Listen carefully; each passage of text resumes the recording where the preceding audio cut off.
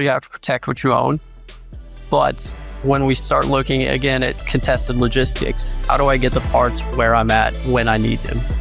And part of that is having that tech data available, not all the time, but at least available for us to reach into and support the warfighter wherever they're at. Whether that's through DLA or C-basing that can produce things, who knows? But there has to be some sort of mechanism to get that data to the right spot so we're sure that what we're producing meets the standards. Hey, this is Ryan Clennell from the Chief Digital and Artificial Intelligence Office, joined here today with Matt Pine. Matt, how you doing? Fantastic. How are you? Hey, doing well. Appreciate it. Appreciate you being on. You want to start by just giving a quick overview of who you are? Yeah, absolutely. I am currently the innovation officer running the innovation campus here on Camp Lejeune for the Marine Corps. One of the AM leads for the Marine Corps, super user, if you will, helping drive the program from the fleet side. Awesome. Yeah, incredible. I'm excited to get into it today. We'll talk boats a little bit. Before we do that, I just want to highlight, I met you a year ago. I think we were just talking, I think it was a year ago, January. We both had the opportunity to brief the Defense Innovation Board. I know I have my experience there, but do you want to just highlight some of your experience and some of the things that you talked about? Yeah, absolutely. We talked about the struggles of integrating innovative thoughts and processes and people into the DoD, kind of what roadblocks are there, and miss recommendations for what we can really look at to change systemically to make a difference. I got to ask, did you see any results yet from that specific conversation that you had? So one of the key takeaways there was drones. They continue to grow the blue list, which is awesome. We still have a lot to do there. And they start pushing technical data as well. The requirement for technical data from OEMs as we acquire new stuff. I've seen that get a little better. Awesome. And then just for the listeners that may not be familiar, can you just describe what the blue list is? Yeah, blue list is an approved list of drones that can be flown by the DoD. It's managed by Defense Innovation University. Cancel that. It's managed by Defense Innovation Unit. And they send out a list of drones that have basically been vetted. Got it. Makes sense. Appreciate it. Great experience to be able to talk to the Innovation Board. I hope that you get to keep being having a voice. I know some of the things that you're working on we'll get into here, but appreciate all the things that you said a year ago and looking forward to seeing some absolute changes and impacts from the things that you mentioned. So just appreciate you being on the show today. All right. So you and I connected again on LinkedIn. We talked. You kept telling me about Benchies, and then you sent me a video of what looked like a cooler version of a rubber ducky for my kid's bath time. So, like, what the heck is a Benchy? So, yeah, let's start from the start. So, Benchy, also known as the Benchmark, it's a small tugboat, about yay big. It's used to really test the parameters of a 3D printer to see what it's capable of. It can show you speed, clarity, all kinds of different settings incorporated into one print, which is really why it's the benchmark print, if you will. Are all of the benchmarks or all of the Benchy boats that are being 3D printed, like, is it one shape size? Like, is that like the standard across 3D printing? Like everyone prints that little ship or boat, or is there different ones being used? Yeah, absolutely. It's basically the same file. It's been around for forever.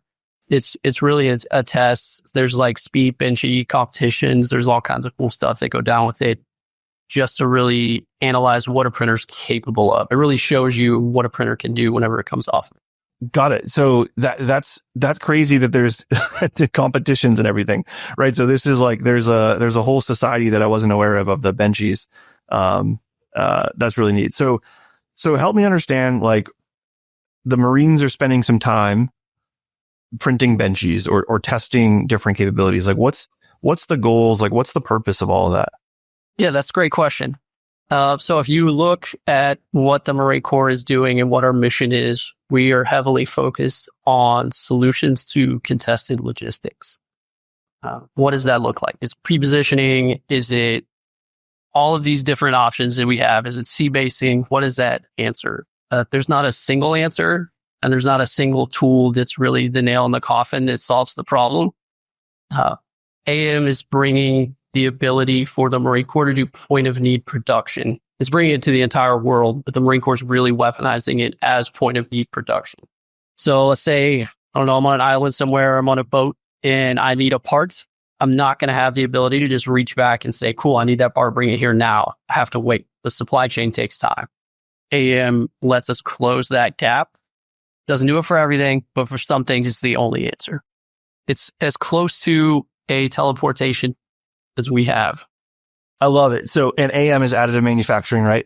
Yes, just to clarify. Well, advanced manufacturing is the big picture, yes.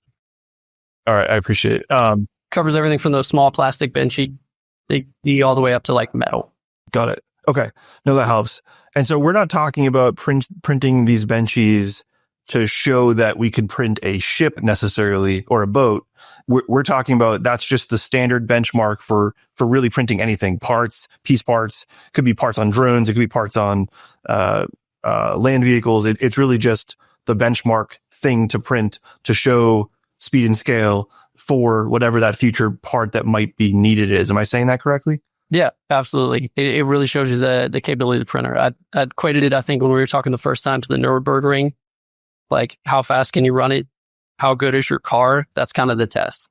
And so for what I understood you describing, I mean, we'll get to a point where some of our bigger vessels or whatever will actually have these potentially 3D printers, the devices themselves on board so that you're able to print and replicate a part that you need at the point of need, I think is how you said it.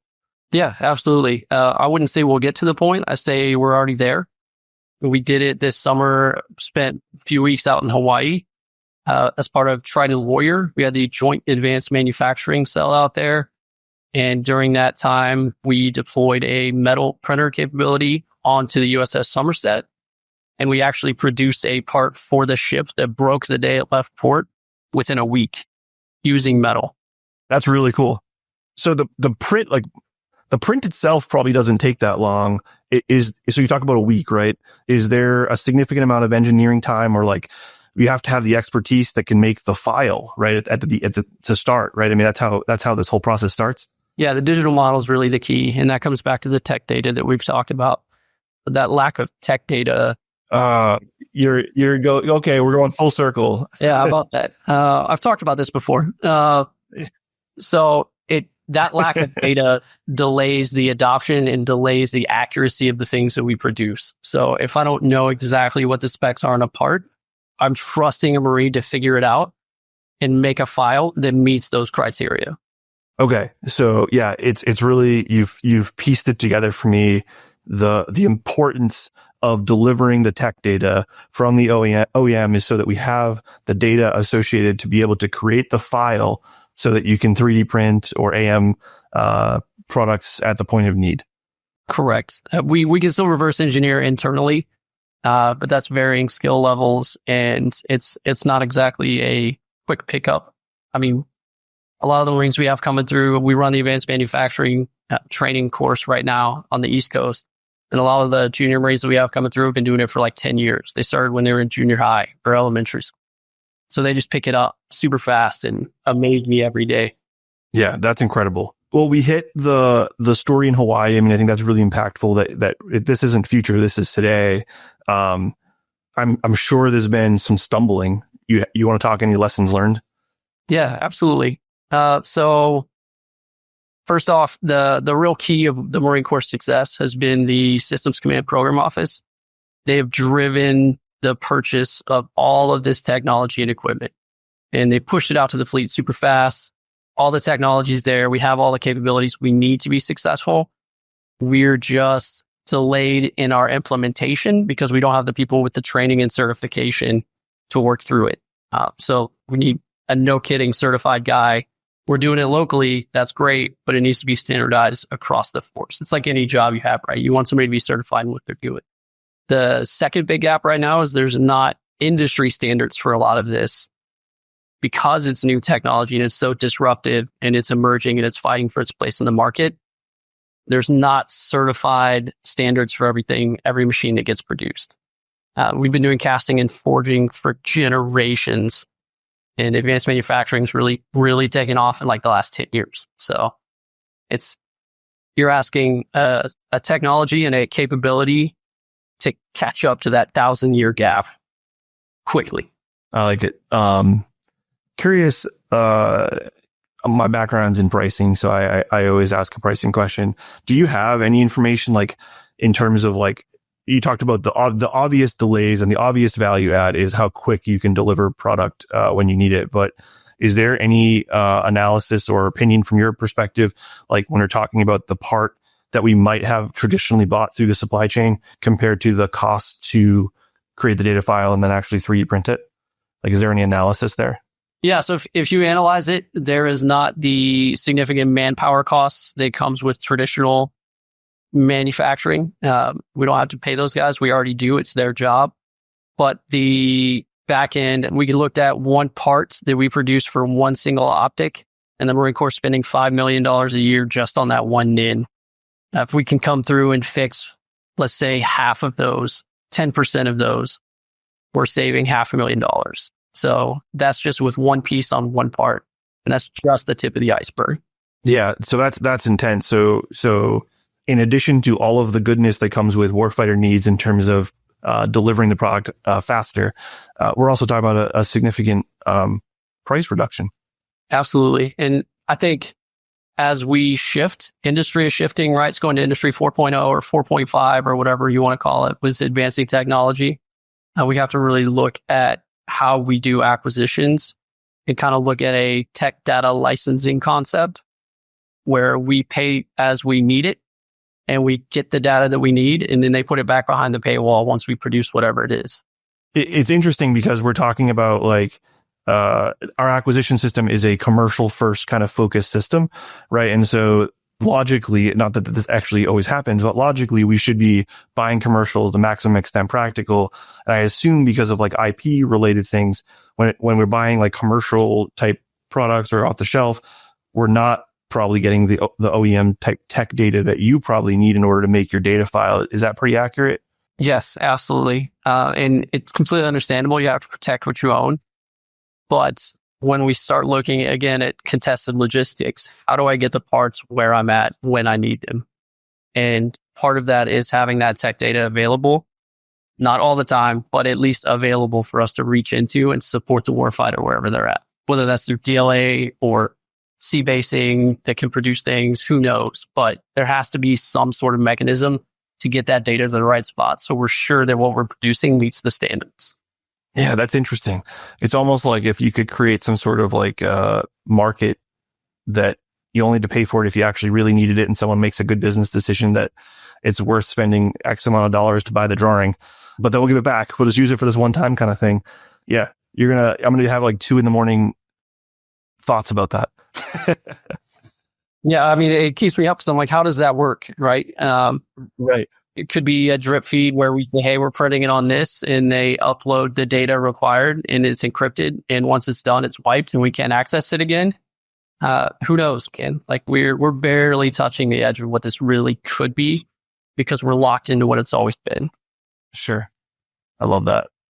So I like the lessons learned. I like what you've done with the story in Hawaii. I'm curious, like, it sounds like is that potentially one of the first examples of success?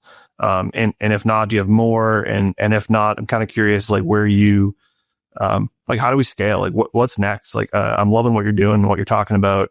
Like, how do we get to this vision?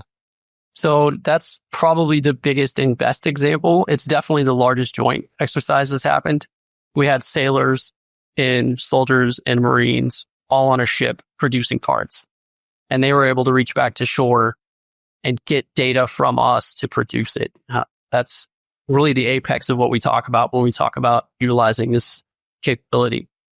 But what does the future look like? We have to have certified people to certify the parts that we make. We have to have a standard certification that says, yes, you have this stamp. I guarantee everything you make meets the criteria we have. Another roadblock that you will run into in the program and when you're working through this is, hey, what is this supposed to do? What are the original specs? And you reach out and nobody has those answers because it's just not there. So trying to recreate to something that nobody knows is surprisingly a very difficult metric to hit. Who would have thought? Awesome. No, I appreciate that. I didn't know anything about Benchy's a month ago, and so the conversation has enlightened me for sure. I'm curious, like what is there anything specifically that you're doing on a day to day, like in terms of like this is your life, like this is what you're working on day to day, and is there like how can we? I mean, obviously we're on a podcast, so we're echoing and trying to amplify your message and trying to get people to get excited about it. But like, what else can the community do? So the other big step on the Marine Corps side, specifically looking at the Marine Corps, is we have to get integrated into our existing programs of record. So we have what's called GCSS Marine Corps. It is our basically supply maintenance, lifecycle sustainment software. We have to get everything integrated in there because realistically, we talked about when we were on the Defense Innovation Board, right? If it can't be inspected, I don't really care about it. The standardization creates an inspectability and an accountability that is lifelong. And then from there, we can move forward. So we have to be able to track what's being produced, by what, where, and be able to see it at any given point. That would be the end state of what the true future looks like. It may be 5 years from now. It may be 6 months from now. Who knows? But that's really what we're working on, the last few steps of integration. Got it. And so is your vision then that, take a part on a ship like you had in Hawaii, like that somewhere, whether it's you or someone who's, someone has a database of the entire mapped supply chain and the tech data associated with it, right? I mean, like that's a unicorn in defense acquisition world. So I can only imagine it's a big deal for you as well. But is that where you're trying to get to? Like that you need effectively that? Yeah, absolutely. We have 1,500-ish parts right now in our digital database, which have digital models with varying levels of technical data associated with it. But that's a drop in the bucket. Like that's nothing compared to where you need to. So to link that to the supply system, where the supply system looks and says, okay, cool, I have an estimated ship date of July of next year. What can I do about this? Step one, have you looked at your supplemental source of supply known as AM? Right now, we're not doing that very aggressively. And the more that we implement it, the stronger that database is going to get, the bigger it's going to get, the more accurate it's going to be, the more eyes that are going to be on it. It's like a small startup inside of a much larger organization. Put it that way. Gosh, this is interesting, right? Because I'm thinking about all the things that may be relevant to our acquisition listeners as well. So, like, in your mind, if I'm working on an acquisition that includes a whole bill of material page, and there is a bill of material item that has a long lead time, and I know that your database is really small, but should I be looking at your database to be like, hey, there's an alternative that we should highlight here that can be manufactured by Matt and his team? Like, is that something that we should be thinking about? So that would be great. I think that's a hard business model to get to, like we talked about already, right? You have to protect your income. You have to protect your property. That's just inherent to business. And we've discussed this with a few OEMs, and it usually comes back to, well, there's not really a supply problem. I have one on the shelf. I'll send it to you. So there's some gaps. It's not a solution for everything, but there's definitely at least having that tech data in the background that somebody can get to and make it somewhere else.